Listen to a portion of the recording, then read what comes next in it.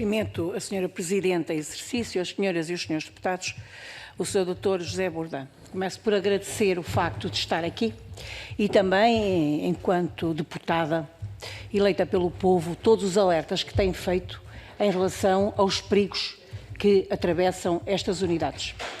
E agradecer-lhe pelo seguinte, porque são unidades extremamente importantes para as famílias, porque permitem, por um lado, uma melhor resposta, uma maior humanização para o doente, porque todos sabemos que um doente que esteja num hospital está muito mais sujeito a bactérias e a perigos de infecção, porque são unidades muito maiores, e para o Estado, porque todos sabemos que o custo de ter um doente numa unidade deste tipo é muito mais baixo do que ter um doente no hospital. E quando vimos, que ainda agora aqui foi referido na audição anterior, que, de acordo com o próprio portal da transparência, ainda existem 2.166 utentes a aguardar vaga, isto é de facto um número extremamente preocupante e, por isso, que nos preocupa, e preocupa-nos por todos os motivos que já referi.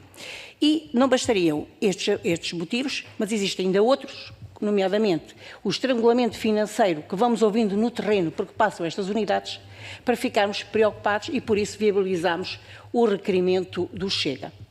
Por outro lado, dizer-lhe que ouvimos, o Partido Socialista faz aqui um discurso que nos parece muito positivo, mas especialmente o Governo, nem digo tanto aqui os seus deputados do Partido Socialista, mas ainda ouvimos aqui, na audição anterior, confirmar que o pior ano da rede foi 2017.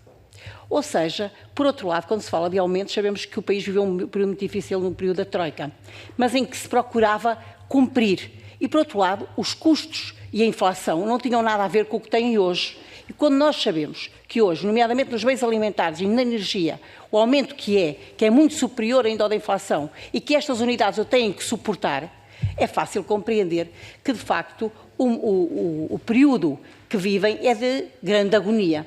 E, a confirmar isso, temos várias declarações, quer do Sr. Doutor, que já mais do que uma vez que denunciou que o setor está à beira da ruptura, mas também, por exemplo, o relatório da SEDES, que dizem que continuam por cumprir as promessas de acesso aos cuidados continuados e paliativos.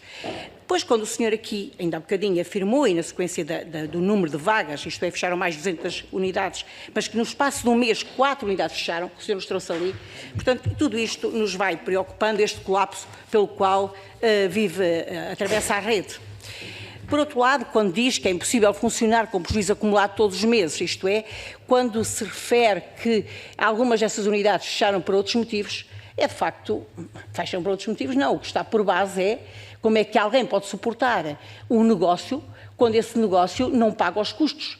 E ainda por cima, esta situação ainda é mais grave, porque grande parte da rede é suportada por unidades do setor não lucrativo. Isto é, unidades que nem sequer distribuem lucros, que investem esses lucros nas próprias unidades. Cerca de 60%, portanto, são prestados assim. Ou seja, se nem esses já aguentam, como é que os outros podem aguentar? Portanto, estamos, de facto, numa situação muito aflitiva e acho que o Governo tem que olhar para ela de outra maneira.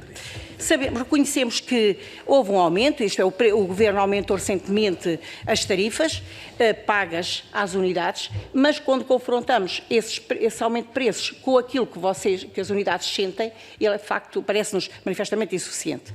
Mas a este propósito, gostava de lhe perguntar isto é, o que é que o Governo tem feito, ou o que é que, se o senhor, por um lado, a perguntar o seguinte, se os senhores têm dialogado com o Governo no sentido de ultrapassarem as atuais dificuldades que as instituições de cuidados continuados enfrentam em termos de sustentabilidade económica ou financeira.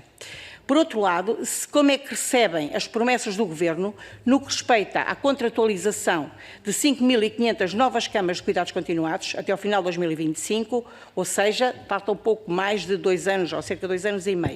Se consideram estas promessas execuíveis e realistas, mas sobretudo, também, Sra. Presidente, só um momento, a rede disse-nos que está a fazer um cálculo dos custos. A senhora há bocado falou do caso dos funcionários que têm aumentos e tiveram aumentos e têm uma tarifa salarial muito inferior ao do setor público.